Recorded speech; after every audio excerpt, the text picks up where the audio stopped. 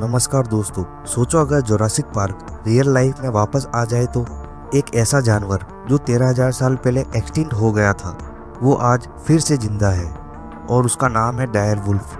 हाँ, वही dire wolf जो गेम ऑफ थ्रोन में दिखाया गया था वो आज धरती पर वापस आ गया है। साइंस ने इसे पॉसिबल बनाया है।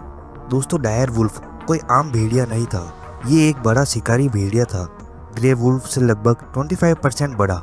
और आज इसका साइंटिफिक नाम है कैनिस डायरस, जिसका मतलब होता है स्कैरी डॉग।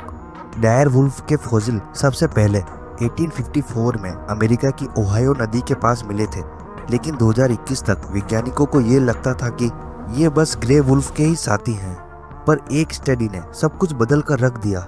रिसर्च से ये पता चला है कि डायर वुल्फ और ग्रे वुल्फ के वंशज अलग थे। लगभग 57 लाख साल पहले ही ये बाकी वुल्फ की स्पीशीज से अलग हो चुके थे। और जब आइस एज के बाद उनके पास शिकार करने को कुछ नहीं बचा तो डायर वुल्फ भी एक्सटिंक्ट हो गए। एक बायोटेक कंपनी कोलोसल बायोसाइंस ने यह दावा किया है कि जेनेटिक इंजीनियरिंग के जरिए उन्होंने एक नहीं बल्कि 3 डायर वुल्फ को दोबारा इस दुनिया में जिंदा किया है। उन्होंने इन्हें नाम दिए हैं रोमुलस, रेमस और खलीसी, और ये सब हुआ है एक सीक्रेट अमेरिकन लैब में। अब यहाँ सवाल ये उठता है कि ये पॉसिबल कैसे हुआ। साइंस में इसे कहते हैं डी एक्सटिंक्शन, एक्सटिंक्ट स्पीशीज को वापस लाना। और इसके 3 तरीके होते हैं। इसमें पहला है बैक ब्रीडिंग, जैसे क्वेगा प्रोजेक्ट, जिसमें एक्सटिंक्ट जेब्रा को वापस लाने की कोशिश की गई थी। दूसरा है क्लोनिंग, जिसमें डॉली द शीप या बुकाडो गोट जैसे एक्सपेरिमेंट हैं, जिसमें डीएनए की एग्जैक्ट कॉपी बनाई जाती है।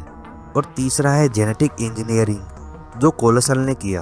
उन्होंने 13,000 साल पहले फॉसिल से डीएनए निकालकर उसे मॉडर्न वुल्फ के डीएनए के साथ कंपेयर किया गया और फिर क्रिस्पर जैसे टूल से जीन्स को एडिट किया जाता है और इन्हें एक जिंदा जानवर में डाला जाता है, जिससे जिंदा जानवर में नए जीन्स और नए सेल्स के साथ एक बच्चा पैदा होता है।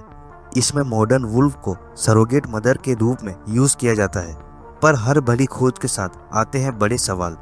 क्या ये सच में डायर वुल्फ है या बस मॉडर्न वुल्फ के जेनेटिक मॉडिफाई वर्जन्स? और क्या इन्हें जंगलों में छोड़ना सेफ होगा? इसका मतलब है कि क्या ये आज के नेचर में फिट होंगे या उसके लिए खतरा बन जाएंगे?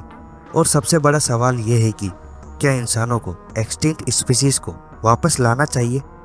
बहुत से वैज्ञानिकों का मानना है कि ये जानवर दिखने में डायर वुल्फ जैसा जरूर है, लेकिन इसका डीएनए काफी हद तक मॉडर्न वुल्फ्स में मॉडिफाई किया गया है। तो क्या ये सच में ओरिजिनल स्पीशीज है या एक नई आर्टिफिशियल जनरेटेड ब्रीड? कुछ एक्सपर्ट्स ये भी कह रहे हैं कि ये जुरासिक पार्क का पहला स्टेप हो सकता है।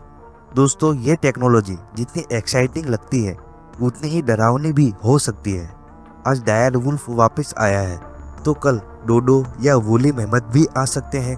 पर सोचने वाली बात यह है कि क्या नेचर के साथ ये सही हो रहा है और क्या ये उसका संतुलन बिगाड़ सकता है? Thanks for watching.